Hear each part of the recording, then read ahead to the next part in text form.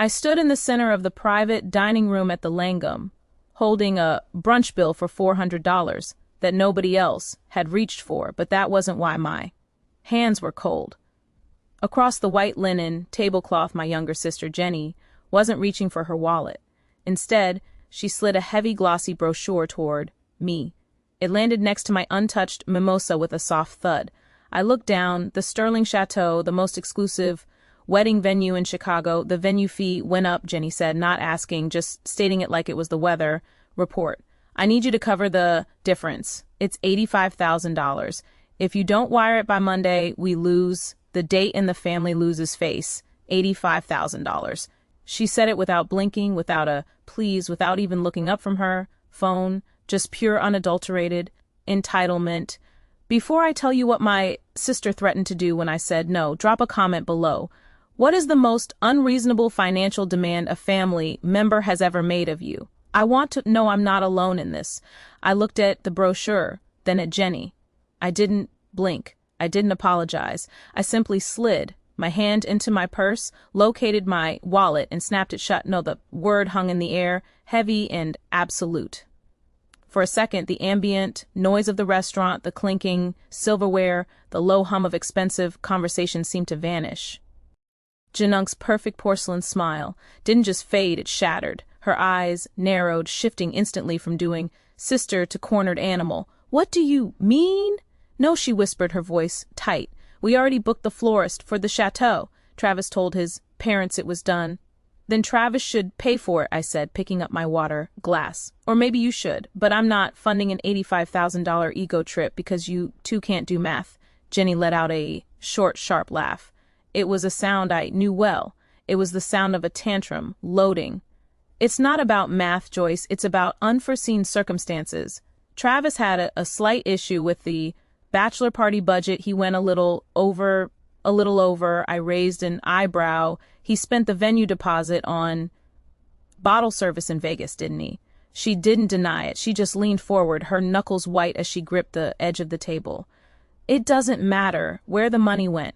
What matters is that you have it and we need it. You're the big success story, right? Joyce, 32 years old, the fixer who cleans up messes for billionaires. You make this kind of cash in a month. Don't pretend this is a hardship for you. There it was. The biawada she loved to throw in my face but twisted to the world. I was a crisis manager. I managed reputations for Fortune 500 CEOs and scrubbed digital footprints for Harris's. My job was discretion and control. Jenny knew that, and she knew exactly where to aim. My income isn't the issue, I said, my voice dropping to a register that was calm, professional, and cold. The issue is that you think I'm an ATM with a pulse. I'm not signing a check, Jenny. Not today, not ever. I stood up. I smoothed the napkin on the table, grabbed my coat, and turned to leave. If you walk out that door, Jenny hissed, her voice low and venomous, I'm going to tell everyone about Grandma's emeralds. I froze. My hand hovered over the back of the chair. Grandma's emerald necklace had gone missing 3 years ago from the family safe. It was worth 6 figures. Everyone knew it was gone, but no one knew who took it. I'll tell them. You pawned it, Jenny continued, a smug satisfaction creeping into her tone. I'll tell Dad. I'll tell the police. And, most importantly, I'll tell your clients. How many billionaires are going to trust a fixer who steals from her own dead grandmother? I turned back slowly. I looked at my sister, really looked at her. I saw the desperation behind the designer makeup, the cruelty that she wore as casually as her engagement ring. In my line of work, you learn to assess threats instantly. You weigh the leverage, calculate the damage, and decide whether to negotiate or amputate. I didn't feel fear. I didn't feel sadness. I felt the sudden sharp clarity of a bridge burning down. You really want to play this game? I asked softly. I want my wedding. She smiled. Sweet and poisonous. Sign the check, Joyce, or I ruin your reputation. I didn't say another word. I didn't sign the check. I turned my back on her and walked out of the private dining room, leaving her alone with the bill and her delusions. I thought the worst was over. I was wrong. The war had just begun. I didn't make it to the revolving doors. I didn't even make it past the marble concierge desk. They were waiting for me, flanked by 2 potted palms like sentries at the gates of hell. My parents, Cynthia and Ronald, they weren't eating. They weren't checking in for a room. They were standing side by side, arms crossed, wearing matching expressions of disappointed patience. The kind of look you give a toddler who just spilled grape juice on a white carpet. "We saw it, you storm out," my mother said, stepping into my path. She reached out not to hug me but to pick a piece of lint off my coat. "You're causing a scene, Joyce. Go back in there and fix it." I stopped, staring at them. The adrenaline from the restaurant was still humming in my veins, but now it was mixing with something colder. Fix it. She just tried to blackmail me. She threatened to destroy my career with a lie about Grandma's emeralds. I expected shock. I expected my father to march into that dining room and demand an explanation. Instead, Ronald just sighed, checking his watch. "She's stressed, Joyce. It's a wedding. Tensions run high. You know how Jenny gets. She's demanding $85,000, I said, my voice rising just enough to make a passing bellhop look over. "That's not stress. That's extortion. It's family," my mother corrected, her voice dropping to a harsh whisper. "And frankly, I'm disappointed in you. You have the means. We all know how much you charge your clients. Why are you making this so difficult?" And there it was, the dynamic that had defined my entire life laid bare in the lobby of a 5-star hotel. Suddenly, I wasn't 32, I was 20. I was back in college working 3 jobs, barista at dawn, library archivist at noon, tutor at night just to pay for textbooks. My scholarship didn't cover. I remembered the smell of stale coffee on my clothes and the ache in my feet. I remembered calling home, proud that I'd made the dean's list, only to be cut off because Jenny had passed her driver's test. They bought her a brand new convertible that week. I was eating instant noodles to save money for bus fare, and they handed her the keys to a $40,000 car because, as my mother put it, "Then Jenny just isn't built for the bus. Honey, you're tough. You can handle it." I blinked, snapping back to the present. The lobby was cold, but my mother's logic was colder. "You're doing it again," I said, looking from one parent to the other. "You're punishing me for being competent." "Stop being selfish," Cynthia said, and her eyes were hard, devoid of any maternal warmth. "Your sister needs this to be happy. You don't need it. You're strong. You can make more money tomorrow. It's just paper to you. Don't punish her for being delicate. It's a trap, isn't it? The trap of normalized cruelty." The Y had spent decades convincing themselves that my resilience was an excuse for their neglect. They didn't see a daughter standing in front of them. They saw a resource, a safety net, a bank account that had the audacity to say, "insufficient funds." "I moved out when I was 18, I said, my voice steady. "I haven't asked you for a dime in 14 years. I owe you nothing." "We raised you," my father said, stepping closer, using his height to intimidate me. "We put a roof over your head. We fed you. That is a debt you pay back when the family needs it. Right now, the family needs 85 grand. So you go back in there, you apologize to your sister, and you write the check or don't bother coming to Sunday dinner." I looked at them, really looked at them. I saw the expensive suits, the jewelry, the entitlement etched into every line of their faces. They weren't struggling. They weren't in trouble. They just didn't want to pay for their golden child's happiness when they had a spare child to foot the bill. "Don't worry," I said, stepping around them. "I won't be coming to dinner." I walked out into the biting Chicago wind. I didn't look back, but as I hailed a cab, I realized my hands were shaking, not because I was scared of them anymore, but because I finally understood that the only way to win this war was to stop trying to be their daughter. I had to become what they feared most, a stranger with a long memory. My apartment was quiet. Not the empty, lonely quiet my mother always assumed I lived in, but the deliberate, heavy silence of a vault. I locked the door behind me, threw my coat on the hook, and walked straight to the office. At the back of the hallway, Logan was already there. He was sitting in the dark, the blue light of 3 monitors, illuminating the sharp angles of his face. He didn't turn around when I entered. He didn't ask how brunch went. He just tapped a final key, spun his chair, and looked at me. "They cornered you," he said. It wasn't a question. "It's worse than that," I replied, leaning against the doorframe, fighting the urge to slide down it. "Jenny wants 85 grand. When I said no, she threatened to go nuclear. She's going to tell my clients I stole Grandma's emeralds. Logan went still. In the 2 years we'd been secretly married, I'd learned to read his stillness. It wasn't hesitation, it was the safety on a weapon being clicked off. The emeralds, he repeated, his voice dangerously low. The ones that went missing 3 years ago, because Jenny left the safe open after a party. The same, I said. But truth doesn't matter in my industry, Logan. Perception does. If she emails Marcus, Sterling, or the board at Horizon Tech and accuses me of grand larceny, I'm finished. I manage CRE for billionaires. I can't be the crisis. Even a whisper of theft kills my security clearance. I walked over to the window, staring out at the Chicago skyline. The snow was starting to fall again, blurring the lights. I have to pay her, I whispered, the words tasting like ash. If I don't, she burns my career to the ground. It's the perfect leverage. It would be, Logan said, the sound of his chair scraping against the hardwood cutting through my panic. If she wasn't already drowning. I turned. What? Logan didn't answer with words. He gestured to the monitors. I walked around the desk and looked. I didn't see a resume. I didn't see a bio explaining that my husband used to hunt cyber terrorists for a living before he went private. I just saw the results. The screen was a waterfall of data, social media, metadata, geotags, spending habits, and encrypted chat logs. It was a digital autopsy of my sister's life.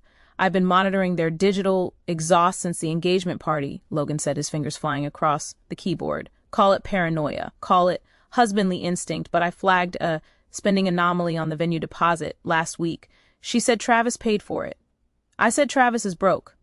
Logan corrected. His credit score is lower than the temperature outside. He couldn't finance a pizza, let alone a castle. He hit enter and a new window popped up. It was a timeline of transactions. Red flags everywhere. Jenny didn't pay the deposit with Travis's money, Joyce, and she didn't pay it with hers. Then whose money is it? Logan looked up at me, and for the first time I saw something other than anger in his eyes. I saw protection, fierce, terrifying protection. You need to sit down, he said softly, because I ran a deep trace on the credit card. S. Used to book the florist, the caterer, and the deposit for the Sterling Chateau. He pointed to a string of numbers at the top of the screen. Does this social security number look familiar? I leaned in. I squinted at the glowing text, and then the air left my lungs. It was mine. That's my social, I stammered. But I didn't open those accounts. I know, Logan said, pulling up a scanned lease agreement for a penthouse apartment in the Gold Coast. But according to Equifax, you did. And according to this lease, you are currently the guarantor for a $12,000 a month apartment that your sister is living in. My knees finally gave out. I sank into the chair beside him. This wasn't just extortion anymore. This wasn't just a toxic family dynamic. She stole my identity, I whispered. She didn't just steal it, Logan said, his eyes turning back to the screen, cold and calculating. She maxed it out, and we are going to bury her with it.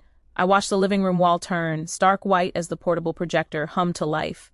There was no loading screen, no buffering, just the brutal, glowing reality of my financial autopsy, projected 6 feet high. Look at the dates, Logan said, his voice devoid of emotion. He wasn't looking at the wall, he was watching my face. I stepped closer to the projection. It was my Experian credit report, but it looked like a crime scene. At the top, my credit score, usually a pristine 820, was bleeding out at 540. Below it was a list of inquiry, S and open accounts that made my stomach turn over. Chase, Sapphire Reserve opened 4 months ago. Balance, $28,400, Logan read aloud, pointing a laser at the line item. Status past due. I don't have a Chase, Sapphire, I whispered. You do now, he countered. And you also have an Axe, Platinum, opened 2 months ago. Balance, $42,000. And a Neen Marcus store card, maxed out at 15 grand.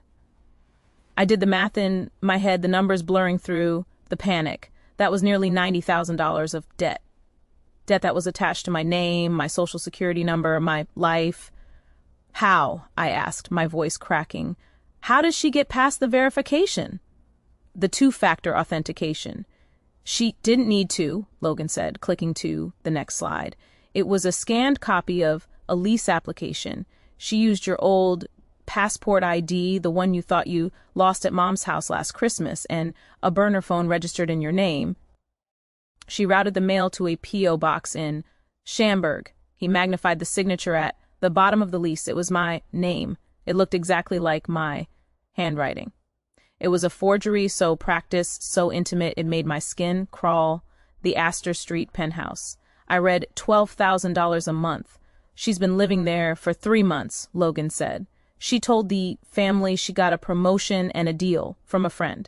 The reality, you're the guarantor. If she misses a payment, they don't evict her, they sue you. I stared at the wall. The pieces of the last few months slammed into place. Jenny's sudden wardrobe upgrade. The perfect apartment. She refused to let anyone visit until it was fully furnished. The way she'd stopped asking for small loans and started acting like royalty. She hadn't just borrowed money. She hadn't just stolen. She had hollowed me out and worn my financial identity like a costume. This isn't a family dispute, I said, the shock finally hardening into a cold, jagged rage. This is federal crime, identity theft, wire fraud, forgery. 15 years minimum if we press charges, Logan said. He turned off the projector, plunging the room back into shadow. The silence that followed was heavy, suffocating. She thought I would just pay it. I realized aloud. She's extorting me for $85,000 for the wedding because she knows her house of cards is about to collapse. She needs my cash to cover the minimum payments on my cards before the collections agents start calling my work. It was a Ponzi scheme, disguised as family loyalty, and I was the mark. Logan crossed the office, stapled a thick stack of documents, and handed them to me. The police report is filed. Bank fraud affidavit are ready. The penthouse eviction notice is printed. The folder felt heavier than 32 years of obligation. They invited us to dinner tonight, I said, checking my phone. At the penthouse to smooth things over about the wedding money. Logan smiled calm, precise. Then we should go. It would be rude to decline an invitation to your own apartment. Bring the projector, I said. The penthouse was freezing. No. Tea elegant, cold. Jenny stood shivering in a designer dress, pretending otherwise. The heating's being upgraded, she said quickly. I know, I replied. Gas gets shut off after 60 days of non-payment. She ushered me inside. My parents and Travis sat stiffly on rented furniture, clutching cheap wine, visible breath, hanging in the air. My father pointed to a lone chair facing them. Sit. Let's finish this. Jenny handed me a 1-page loan agreement for $85,000. No interest, no terms, just a declaration of debt.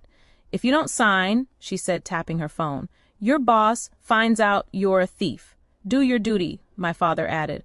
I looked at them coats, on indoors, demanding money earned on my credit, and felt nothing but disgust. You're right, I said. Lee Tunks, settle debts. The door slammed open. Logan entered, carrying a projector and the evidence folder. He set the projector on the table right over Jenny's contract and turned it on. My credit report filled the wall. Tens of thousands in fraudulent charges. That, I said, is my credit history, the one you created. The screen changed to the lease agreement for the penthouse signed in my name. You forged my identity, I continued. Credit lines, lease lifestyle. Jenny screamed. Denial. Logan clicked again. An identity theft, affidavit filed 3 hours earlier. This isn't family drama. I said it's felony fraud, accounts are frozen, eviction is processing. Silence fell hard. You're going to jail. I told Jenny quietly. I turned to leave. She lunged, blocking the door. I already sent the email. She shrieked, shoving her phone at me. Your CEO, grand larceny, ethics violations. By morning, you're finished. I expected. Panic. I felt nothing. Oh, Jenny, I said. Logan chuckled and checked his phone. You didn't research this. He's her boss, Jenny screamed. Yes, I said, calmly. And he owns your wedding venue. Her face collapsed. Logan read the reply, aloud. The booking canceled. Deposit forfeited. Legal action pending. She slid to the floor, ruined by her own email. You did this, she whispered. No, I said, stepping past her. You did. The fallout was immediate. Eviction, lawsuit, criminal charges. Travis left. Jenny ended up back in my parents' guest room. 2 weeks later, I sat in my real home, warmth study, mortgage paid, a court order rested in my hands, decree of name change. Joyce Harper, the guarantor, the safety net. The victim was gone. I chose my own name. I opened my contacts, selected family, deleted them all. Logan looked up. Done, done. They wanted a wedding, a penthouse, a bailout. They got exactly what they earned. Silence, not loneliness. Victory.